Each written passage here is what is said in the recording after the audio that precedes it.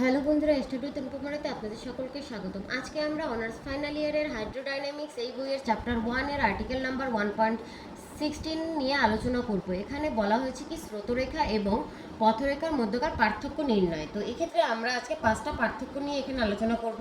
প্রথম পার্থক্যটি হচ্ছে কি স্রোতরেখার ক্ষেত্রে প্রবাহিত হওয়ার সময় তরল পদার্থের সরল কণা যদি একই বেগ একই থাকবে, প্রত্যেকটা কণার বেগ প্রবাহিত হওয়ার সময় একই থাকবে এবং অগ্রবর্তী কণার মানে সামনের যে কণা তা কণার পথ অনুসরণ করবে, পূর্ববর্তী কণাগুলো তার সামনের কণাগুলোকে একই বেগে অনুসরণ করবে।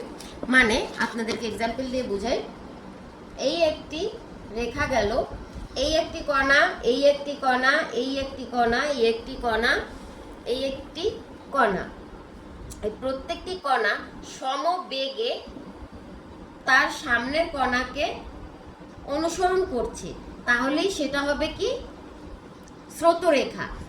আর এই যে স্রোতরেখার ফলে যে এই কণাগুলোর মিলিত বিন্দুতে যে রেখাটা তৈরি হয়েছে সেইটাই হচ্ছে পথরেখা। কোনো নির্দিষ্ট, কিন্তু এখানে বেগ একই কিনা সেটার কোনো নির্দিষ্টতা নেই, বেগ ভিন্ন ভিন্ন হতে পারে। কোনো নির্দিষ্ট প্রবাহ কণার গতি বর্ণিত রেখার বা প্রবাহিত কণার সঞ্চার পথকেই বলা হয় পথরেখা।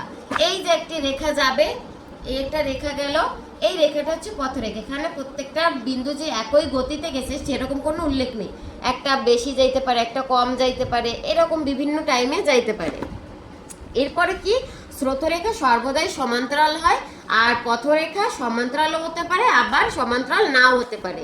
যেমন ধরেন এই একটি রেখা, এই একটি রেখা, এই একটি রেখার এই থেকে এইটুকেরও যা দূরত্ব, এই রেখার এই পয়েন্টেও সেম দূরত্ব, এই পয়েন্টেও সেম দূরত্ব, আবার এইখানে যে দূরত্ব এইখানেও সেই দূরত্ব, এইখানেও সেই দূরত্ব। মানে কখনোই একটি রেখা অপর রেখাকে এইভাবে ক্রস করবে না, কোনো ছেদবিন্দু তৈরি হবে না, এরা সমান্তরালভাবে অলওয়েজ চলতে থাকবে।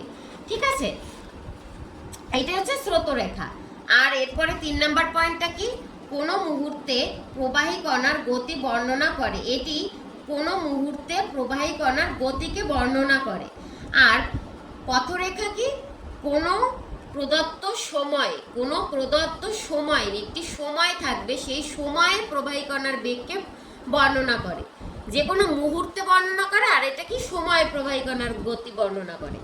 আর স্রোতরেখা সমীকরণ আমরা জানি কি dx by u, dy by v, dz by ডব্লিউ। এটার বিস্তারিত ব্যাখ্যা পূর্ববর্তী যে আমাদের লেকচার আছে সেখানে বর্ণনা করা হয়েছে, আগের ভিডিওগুলো দেখে নেবেন, লেকচার 12 বা 11 দেখে নেবেন।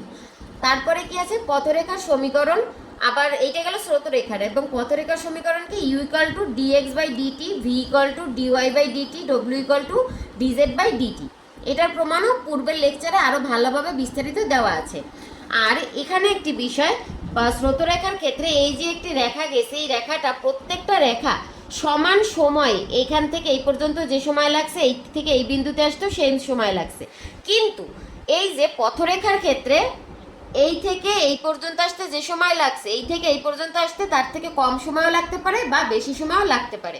তো স্রোতরেখা এবং পথরেখার মধ্যেকার পার্থক্যগুলো আপনাদের আশা করি বুঝতে কোনো অসুবিধা নেই, আর এগুলো আপনারা খাতায় লিখে নেবেন।